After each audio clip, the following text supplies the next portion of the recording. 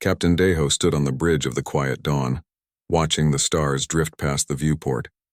His ship was small by galactic standards, designed for diplomacy rather than war. The crew of 40 humans moved quietly through their duties, monitoring communications from a dozen alien species, preparing reports for the Galactic Council, and generally doing what humanity had done for 300 years, keeping the peace. Daiho's sister, Jiwon, entered the bridge carrying a data tablet. She was a xenobiologist, trained to understand alien cultures and help humans communicate with species that thought in completely different ways. Her face showed concern as she approached her brother. "The Vrin are refusing to meet with our delegation again," she said quietly. "Ambassador Hyunwoo sent a message. They're demanding we hand over 3 colony worlds. Just give them to the Dominion or they'll take them by force." Deho frowned. The Vrin Dominion was a relatively new player in galactic politics, an empire that had expanded rapidly by conquering smaller species. They were large, aggressive beings with thick armor-like skin, and a culture built entirely around military strength. But they had never threatened a council member species before. Certainly not humanity. "What does the council say?" Daiho asked. "They think it's just posturing. The Thalorians said the Vrin always make threats. They've never actually fought a species that refused to submit immediately." Jiwon paused, biting her lip. "The council wants us to negotiate. Maybe give them some mining rights or trade concessions. Show we're willing to compromise." Deho nodded slowly. That was the human way, after all. For 3 centuries since humanity had joined the greater galactic community, they had been mediators and peacemakers. Other species saw humans as gentle, philosophical, perhaps a bit weak physically compared to the stronger alien races. But humans were good at talking, at finding middle ground, at helping others avoid conflict. It was a reputation humanity had worked hard to build. On the other side of the galaxy, Youngmi sat in her quarters aboard the diplomatic station orbiting the Council homeworld. She wore the uniform of a human combat specialist, though the title was mostly ceremonial. Humanity hadn't fought a real war in 300 years. Combat specialists like Youngmi spent their time managing security protocols, standing guard at embassies, and participating in ceremonial events with alien dignitaries. Her actual combat training consisted of historical study and simulations. She knew the theories of warfare, the old strategies from Earth's violent past, but she had never fired a weapon at a living target. No human alive had, except in hunting accidents or very rare criminal cases. The door chimed, and Ambassador Hyunwoo entered. He was an older man with gray hair and tired eyes. Hyunwoo had spent 40 years representing humanity to the galaxy, always patient, always diplomatic, always finding ways to avoid conflict. "The Vrin have sent another message," he said, his voice heavy. "They've given us 1 week to evacuate 3 colony worlds, New Jeju, Harmony Station, and Terra Nova. If we refuse, they'll consider it an act of war." Youngmi stood up straight. "Can they actually do that? Doesn't the Council have rules about member species attacking each other?" "The rules assume both parties want to avoid war," Hyunwoo said. "The Vrin don't seem to care about rules. Their military is massive and they've never lost a conflict. They think we'll back down because everyone always backs down." "Will we?" Youngmi asked. Hyunwoo was quiet for a long moment. "I don't know," he finally admitted. "The Council is meeting now to discuss options. But Youngmi, I need you to do something for me. Go to the memorial. There are some files there that I need you to retrieve. Old authorization codes that haven't been used in a very long time." Youngmi felt a strange chill at the word memorial. Every human knew about it, of course. It was the great museum on Earth where humanity kept the artifacts of its violent past, back before they joined the galaxy. The wars, the weapons, the terrible history that humanity had left behind when they chose a better path. But she had never been there. Few humans had. It was considered almost sacred ground, a reminder of what humanity had been and what they had promised never to be again. 4 days later, the news reached every human ship and station simultaneously. A Vrin warfleet had intercepted a civilian transport vessel traveling between Earth and New Jeju. The transport, called Promise of Tomorrow, carried 40,000 humans, mostly families and students returning home from educational exchanges. The Vrin demanded the transport turn around and leave the system. When the captain explained they were civilians with no weapons, the Vrin commander said that no longer mattered. The deadline had passed. This was Vrin territory now. Then they opened fire. The promise of tomorrow had no shields strong enough to stop military weapons. It had no armor. It was simply a large passenger ship designed to carry people safely and comfortably across the stars. It took the Vryn less than 3 minutes to completely destroy it. 40,000 humans died. 14,000 of them were children. Deho was still on the bridge of the Quiet Dawn when the news came through. He watched the footage in silence, his hands gripping the edge of his command console so hard his knuckles turned white. Around him, the bridge crew stopped working, everyone staring at the screens in shock and horror. Jiwan appeared beside him, tears streaming down her face. "They killed children," she whispered. "They killed children, and the council is still talking about negotiations." Deho's communication console beeped. An incoming message on a channel that shouldn't exist. A channel that was supposed to have been retired 300 years ago, when humanity packed away its weapons and joined the peaceful galaxy. The message was short, just 2 words followed by an authorization code that Deho had learned about in classified briefings, but never expected to see used. Protocol Ancestral. Jiwan saw her brother's face change. The shock and grief didn't disappear, but something else appeared beneath it. Something cold and focused and ancient. "What is Protocol Ancestral?" she asked. Deho looked at his sister, and for the first time in her life Jiwan felt afraid of her own brother. Not because he would hurt her, but because she suddenly realized she had never really known what he was capable of. "It means," Deho said quietly, "that they've forgotten what we were before we became what we are." He turned to his crew. "Send a message to all human vessels. Return to defensive positions. Activate the sleeping systems. And someone find out where the Vryn fleet is right now." The bridge crew moved with sudden purpose, and Jiwan realized that everyone knew exactly what to do. They had trained for this, practiced for this, hoped they would never need this. But the training was there, buried under 3 centuries of peace. Waiting. Across human space, from Earth to the furthest colonies, similar messages were being received. Similar orders were being given. And humanity, gentle, peaceful humanity that the galaxy had known for 300 years, began to remember what it had tried so hard to forget. The door was beginning to crack open. Admiral Soman walked through the corridors of the memorial, her footsteps echoing in the vast underground complex. The memorial was built deep beneath the mountains of the Korean peninsula, carved into the bedrock of Earth itself. Most of the galaxy believed it was simply a museum, a place where humans kept artifacts from their primitive past before they learned to live peacefully. The galaxy was wrong. Soman reached a massive door marked with warning symbols in a dozen human languages. She placed her hand on the scanner, and the door slowly opened, revealing a chamber that hadn't been accessed in over a century. Inside, rows of weapons stretched into the darkness. Nuclear missiles, still functional. Biological warfare containers, sealed and preserved. Kinetic bombardment satellites, disassembled but ready to be rebuilt. And in the center of the chamber, a console that connected to thousands of files containing humanity's complete military history.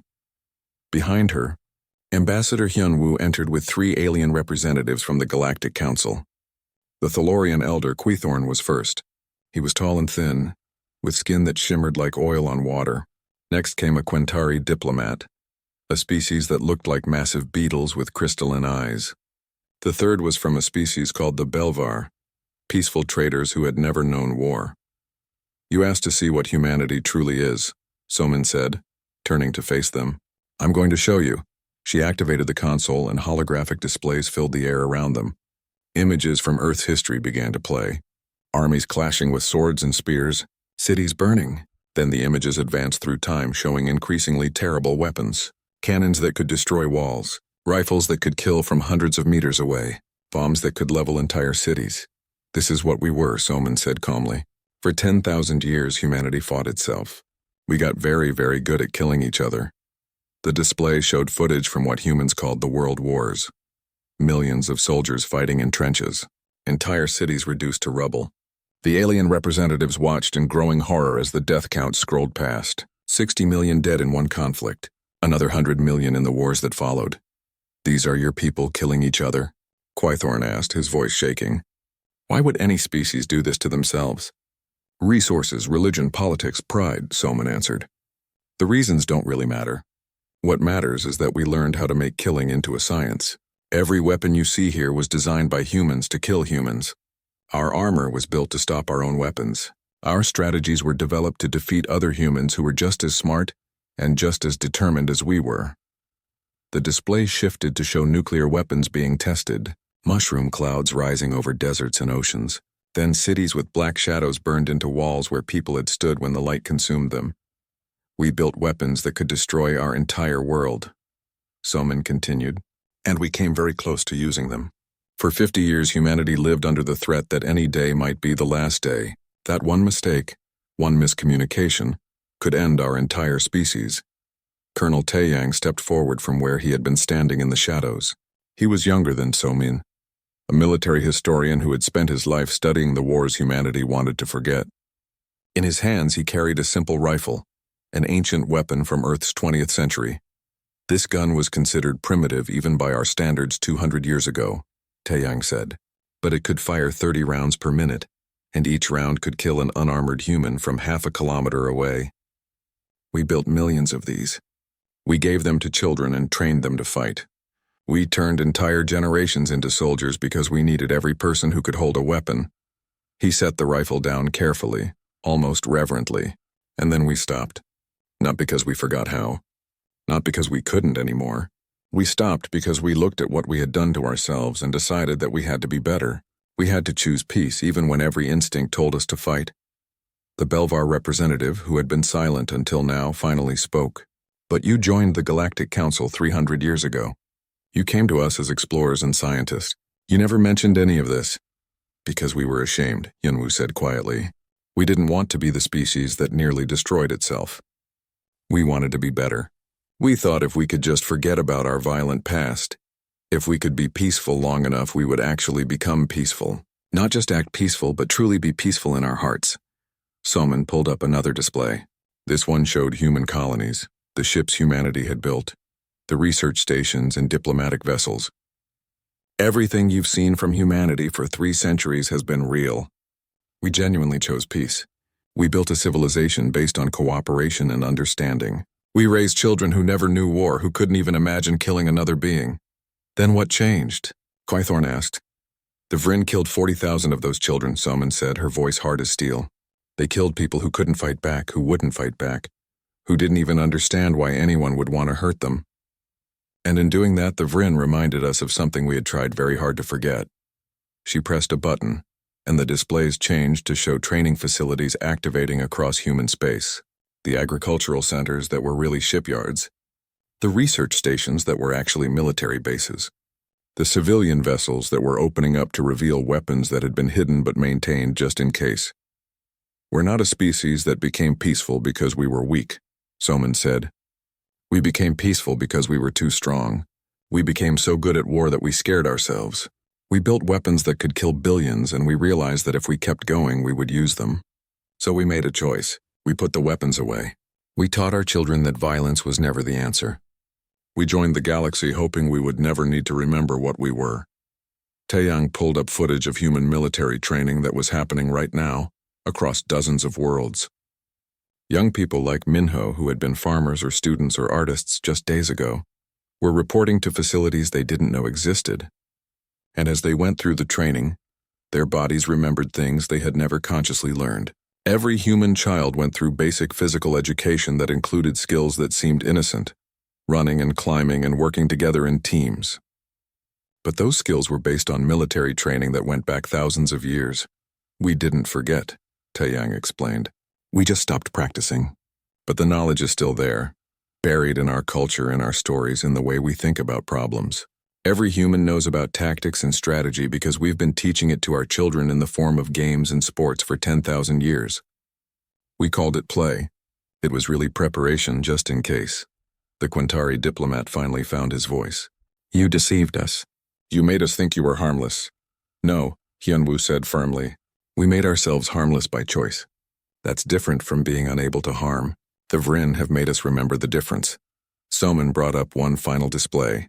It showed human defensive fleets moving into position around the colonies. Ships that had been scattered across space for research and exploration were coming together in military formations. And on Earth, in facilities like the Memorial, Weapons were being checked and prepared. "We're going to fight the Vryn," Soman said.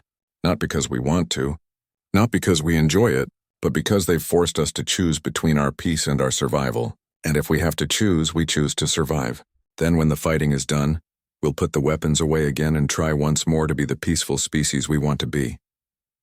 She looked at each of the alien representatives. "I'm showing you this because the galaxy needs to understand. Humanity isn't changing. We're remembering. And when this is over, when the Vryn learn what it means to threaten humans, we will need you to help us forget again. Because we don't want to be this. We never wanted to be this. But we're very, very good at it," Taiyang added quietly. The door cracked wider. Fleet Commander Jihai sat in the command chair of the battle carrier Indomitable, watching her displays as 300 human warships moved into formation around the colony world of New Jeju. The ships had been scattered across a dozen systems just a week ago, disguised as cargo haulers and research vessels. Now they showed their true purpose, their hulls opening to reveal weapons that had been hidden but carefully maintained for 3 centuries. Vryn fleet detected, her tactical officer reported. 240 vessels. They're moving into attack formation. They're not slowing down. They're not even trying to communicate. Jihai had expected this. The Vryn War Master Kulvath had sent a message earlier that day. It was short and contemptuous. "Your species will serve the Dominion or cease to exist. There is no third option. Surrender your worlds and your ships will be spared. Resist and we will turn your colonies into monuments to the price of defiance." The human response had been silence, not because they were afraid, but because there was nothing left to say. "Weapon status," Jihai asked calmly. "All batteries ready. Railguns charged. Missile tubes loaded. Combat AI synchronized across the fleet." The tactical officer paused. "Commander, the AI is asking for confirmation. It hasn't been active in 300 years. It wants to know if we're really doing this." Jihai took a deep breath.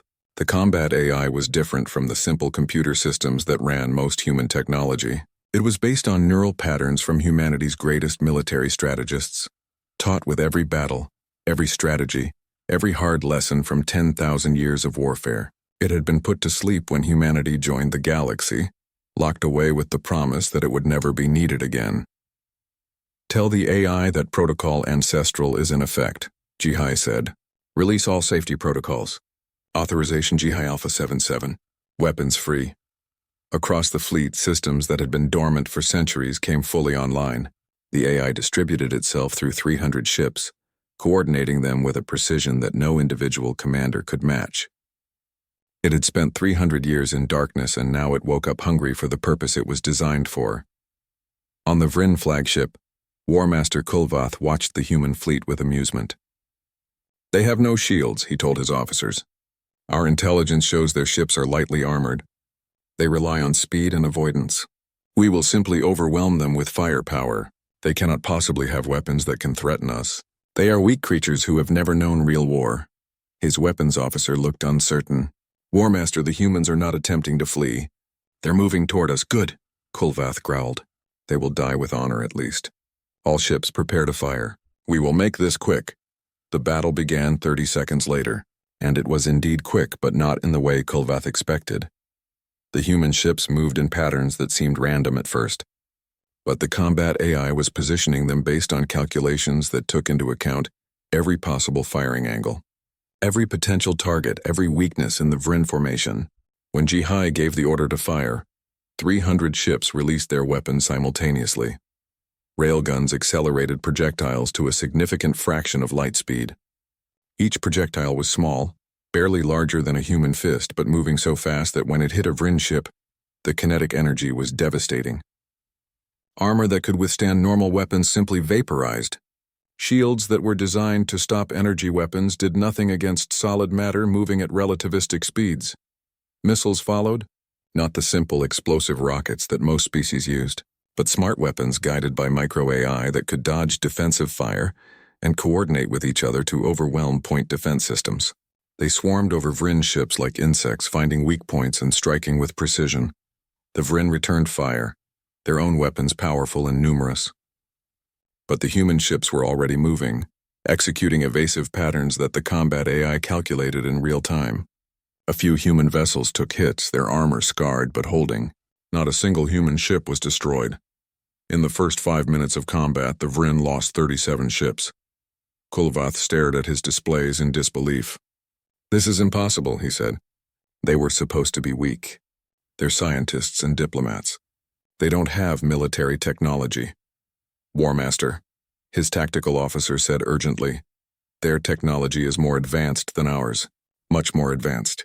These weapons, they're using principles we don't understand. And their ships are moving in coordination that suggests a shared intelligence. They're not fighting as individuals. They're fighting as one organism." The battle continued for 40 minutes. When it ended, the Vryn fleet had lost 144 ships. The survivors retreated in disorder, leaving behind debris and escape pods. The human fleet had lost no ships. 17 were damaged, none critically. But while the space battle was ending, Kulvath's ground forces had already landed on New Jeju. 10,000 Vryn warriors, each one bred for combat, each one stronger and faster than any human. They expected easy victory against a civilian population. They met Yunji instead. Yunji was 19 years old. She had been studying agriculture at the colony university, planning to help develop new crops for the harsh soil of New Jeju. She had never held a weapon with the intent to harm anyone. But like every human, she had gone through mandatory defense training her entire life. Training that was called civic education and was supposedly just about being a responsible citizen. When the Vryn landed, Yunji and her classmates received emergency alerts telling them to evacuate to shelters. But the shelters weren't just hiding places. They were fortified positions with weapons caches and medical supplies. And once inside, the civilians received new instructions. Hold until military forces arrive. You know what to do. And horrifyingly, they did know. The Vryn warriors found the colony city empty and silent. Buildings showed signs of rapid evacuation, but no people.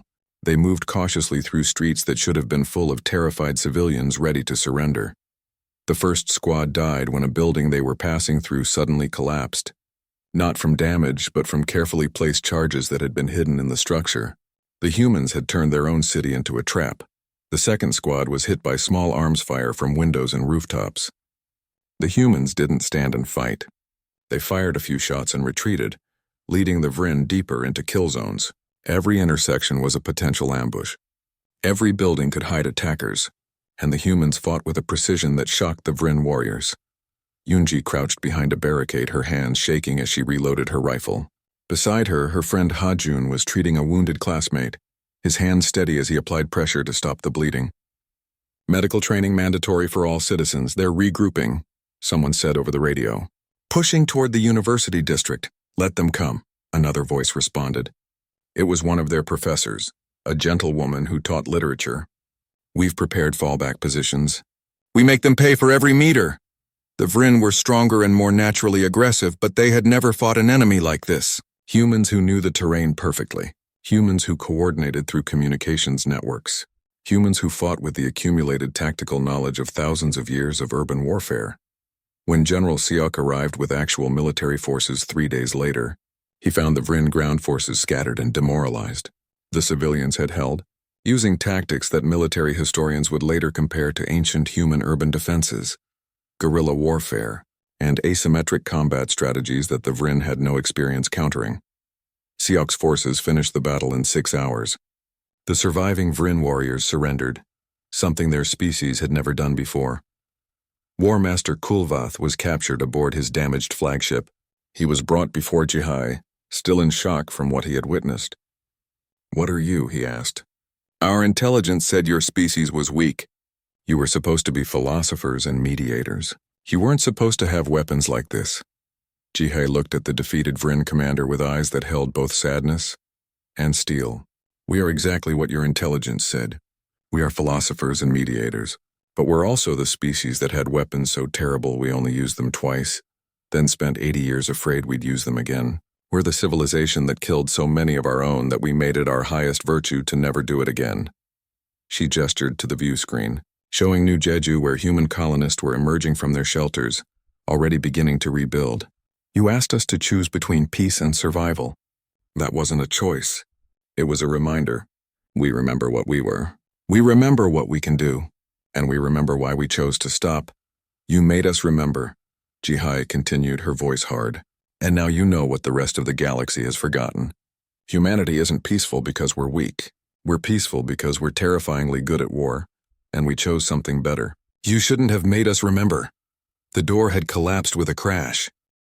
President Nari sat in the Strategic Command Center deep beneath the surface of Earth, surrounded by displays showing battles across a dozen star systems.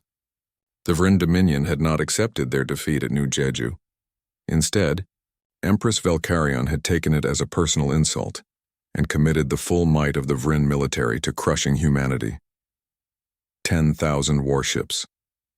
Occupation forces numbering in billions. Weapons designed to crack planets open and turn atmospheres into poison. The Vryn were no longer trying to conquer humanity.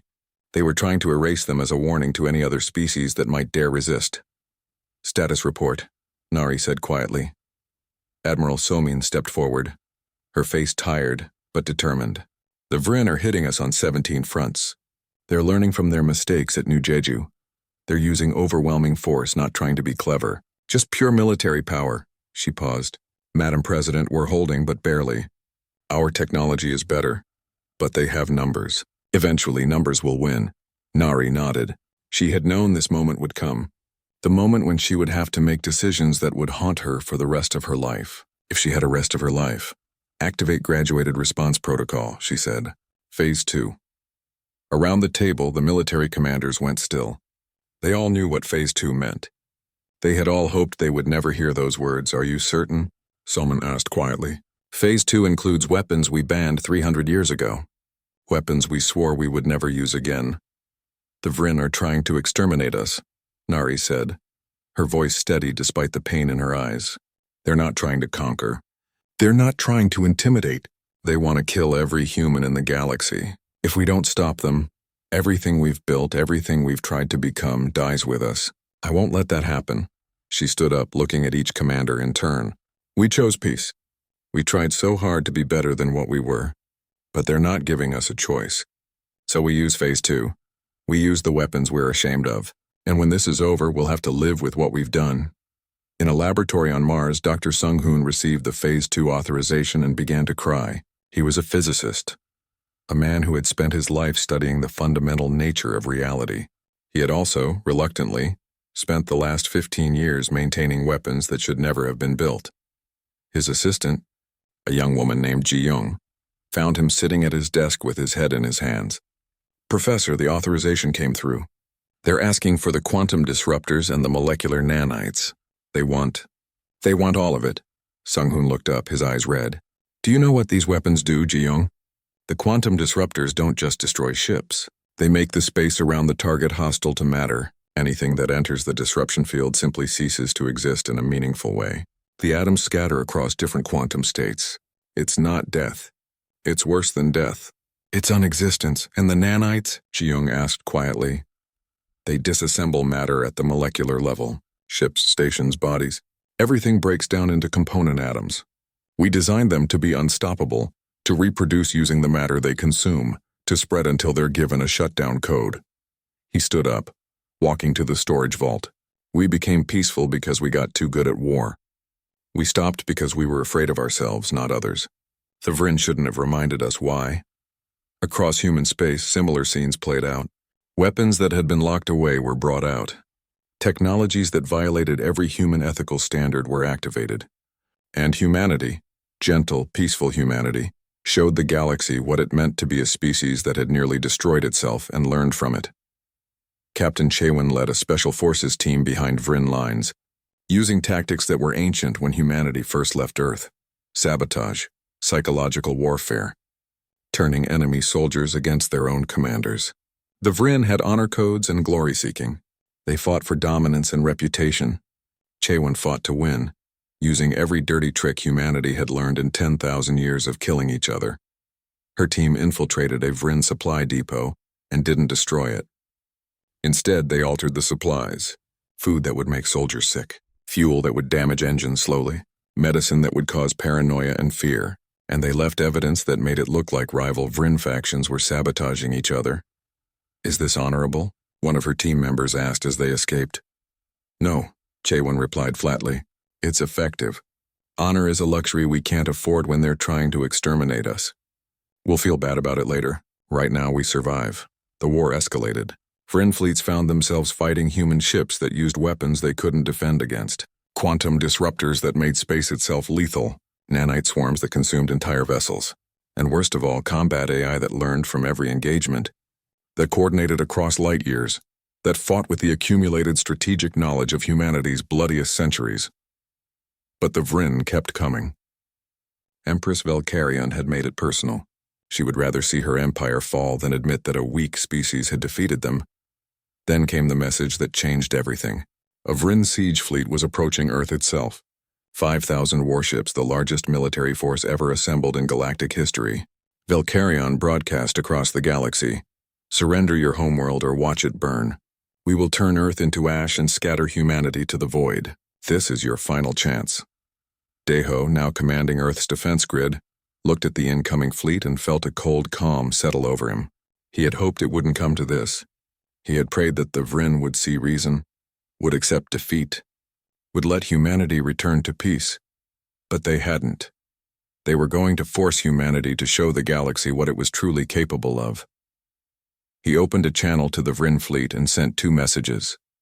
The first was a data packet, historical footage showing Earth cities in ruins, armies killing millions, and the mushroom clouds of atomic fire. Images of what humans had done to each other. The second message was text only. We meant never again would we do this to ourselves. You're not us. Releasing all safety limiters. Authorization. War gods awakening. The defensive grid around Earth powered up. What the galaxy thought were communication satellites, research stations, and civilian habitats revealed their true purpose. Thousands of weapons platforms hidden in plain sight for 300 years. Weapons that made the ones used at New Jeju look primitive. Weapons that humanity had built at the height of their power. When they were racing toward self-destruction, when every nation was trying to build something more terrible than their enemies. Weapons that could kill planets. Target the siege fleet, Deho ordered. Fire! The battle lasted 17 minutes. When it ended, the Vryn siege fleet had ceased to exist. Not retreated. Not defeated. Simply ceased to exist. The weapons had been that efficient, that overwhelming, that terrifyingly effective. Across the galaxy, every species that had sensors capable of detecting what happened went silent. The Galactic Council convened an emergency session. And humanity, gentle, peaceful humanity that everyone had taken for granted, stood alone with the blood of billions on their hands and the terrible knowledge that they had been right to fear themselves. The war gods were fully awake now. And the galaxy had never known true fear until it saw what humanity could do when pushed beyond all limits. But Nari, sitting in her command center watching the aftermath, knew that the hardest part was still to come. They had won the battle. They had stopped the Vryn. But now they had to find a way to put the war gods back to sleep before humanity destroyed itself in the name of survival. Phase 3 is ready, Soman said quietly. If they keep coming. No, Nari said firmly. No Phase 3, we've gone far enough. Any further and we won't be able to come back. We'll have become the monsters we swore we'd never be again. But if they don't stop, Nari closed her eyes. Then we'll do what we have to do. But we'll try mercy first. Because that's the only thing that separates us from what we were. That's the only thing that makes all of this mean anything. Fleet Commander Jihai stood on the bridge of the Indomitable, looking at the main view screen showing the Vryn homeworld. Behind her fleet of 300 ships, Earth had mobilized thousands more. They could destroy this world. They had the weapons. After what the Vryn had done, after the millions of humans who had died, many people wanted exactly that. But Jihai remembered what President Nari had said before the fleet departed.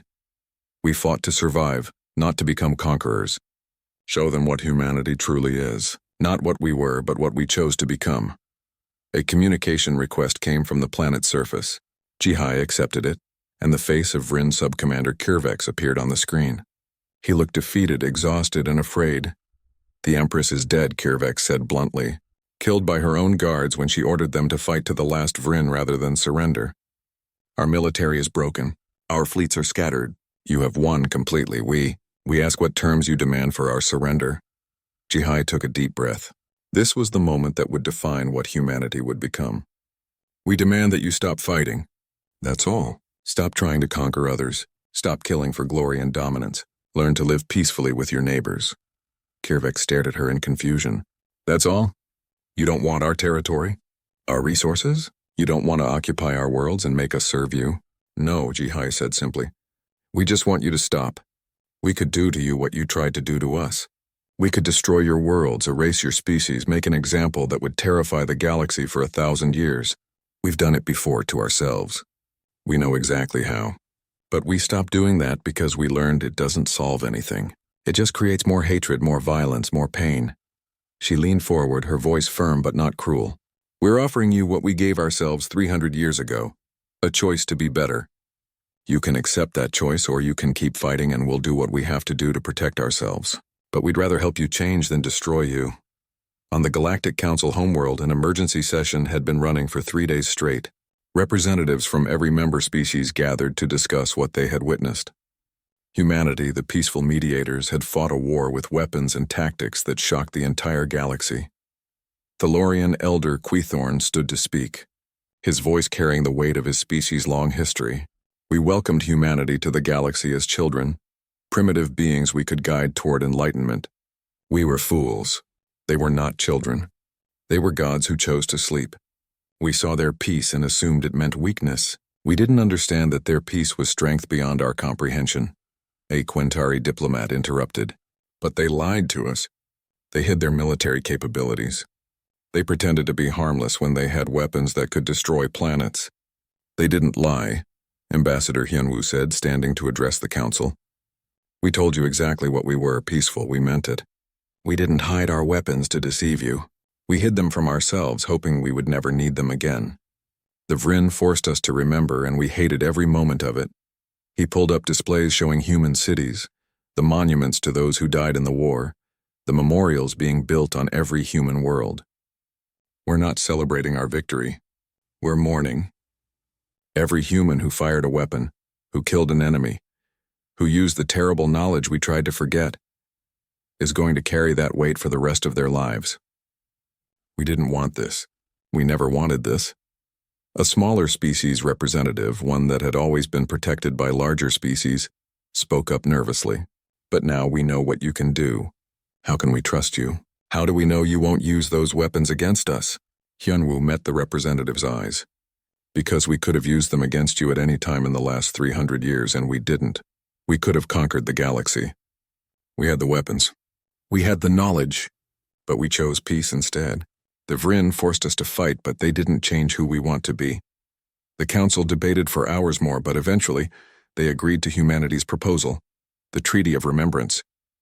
The Vryn would dismantle their conquest-based government. Human advisors would help them build a defensive military, not an offensive one. Joint schools would teach both species' histories, the mistakes both had made, the lessons both needed to learn, and the memorial on Earth would become a galactic museum, open to all species so that no one would forget why humanity chose peace. Months later, Daeho and Jiwon visited the memorial together. It looked different now.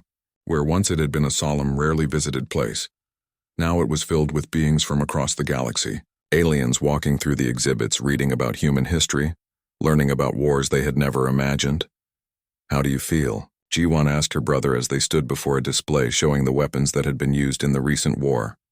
Relieved that we survived, Daeho admitted, and horrified that we still knew how to do all of that. I thought maybe we had become truly peaceful, that the capacity for violence had been bred out of us somehow, but it was just sleeping, waiting. Jiwon took his hand. But we put it back to sleep. That has to count for something. On New Jeju, Yoonji stood among rows of memorial stones for the colonists who had died defending their home. She planted flowers around each stone, something her grandmother had taught her. The grandmother had lived through the last days of Earth's unification, had seen the transition from warfare to peace. We remember what we were, Yoonji whispered to the stones, so we can stay what we want to be. Nearby, Youngmi helped coordinate the reconstruction efforts. The ceremonial combat specialist had become an actual combat veteran, and the weight of it showed in her eyes. But she worked alongside former Vryn soldiers who had volunteered to help rebuild what their empire had destroyed. It was awkward at first, humans and Vryn working together, but slowly, understanding grew. Minho, the young soldier who had been a farmer before the war, burned his uniform in a ceremony on Earth. Thousands of other veterans did the same, returning to their old lives or finding new ones. Minho became a teacher, working in one of the joint human-Vrin schools. His students, both human and Vrin children, asked him if the war stories were true. Yes, he said honestly. All of it. The battles, the weapons, the terrible things that happened. And the reason we teach you this is so you'll understand. War isn't glorious. It's not exciting. It's necessary sometimes, but it's always tragic. We teach you this so you'll never want to do it, but so you'll be able to if you have no choice. A Vrin student raised her hand. My father fought in the war. He said humans are the scariest species in the galaxy. Minho smiled sadly. We're not the scariest because we're good at fighting. We're scary because we're good at fighting and we choose not to. That choice every single day to be peaceful when we could be violent, that's the hardest thing. Anyone can start a war. It takes real strength to maintain peace. Years passed. A ceremony was held to dedicate the expanded Galactic Memorial, now hosting artifacts and histories from multiple species. President Nari, older now and tired, gave a speech to a crowd that included humans, Vrin, and representatives from across the galaxy. The door we closed 300 years ago led to our darkest nature, she said. We sealed it, built a civilization on top of it, and prayed it would never open again. When the Vrin forced it open, they learned something the galaxy had forgotten. Humanity's greatest strength wasn't that we're naturally peaceful. It's that we're capable of terrible violence and we choose peace anyway. She paused, looking at the faces in the crowd. The war gods rest within us, and they always will. They're part of who we are, shaped by 10,000 years of history we can't erase. But they rest because we will them to. Not because we can't wake them, but because we choose not to. That's not weakness. That's the hardest strength there is. Kirvex, the Vrin sub-commander who had surrendered his world, stood and spoke. We thought we were warriors. Humanity taught us the difference between warriors and soldiers. Warriors seek glory. Soldiers seek to go home. We wanted to be conquerors. You wanted to be gardeners, teachers, explorers. You were willing to become monsters again to protect that dream. But you never lost sight of what you wanted to be. We understand now. The gods don't rest within you. You are the gods and you choose to rest. We honor that. We will never forget it. The crowd applauded, a mix of sounds from different species but united in understanding. The galaxy had learned, humanity had remembered and then chosen to forget again. And in that choice, in that constant decision to be better than what they were capable of being, lay the true strength of the species. Dr. Sung-hoon, the physicist who had activated terrible weapons, spoke at a university lecture. We built weapons that could destroy worlds because we were afraid of each other. Then we built weapons that could destroy reality because we were afraid of what we'd built. We scared ourselves so badly that we finally stopped. The Vrin made us use those weapons again. And every scientist who worked on them carries that guilt. But we also carry the knowledge that we chose to stop. We could continue making worse weapons. We could keep going down that path. But we won't, because we know where it leads. In the memorial, now visited by millions each year, a new plaque was added to the countless others. It read,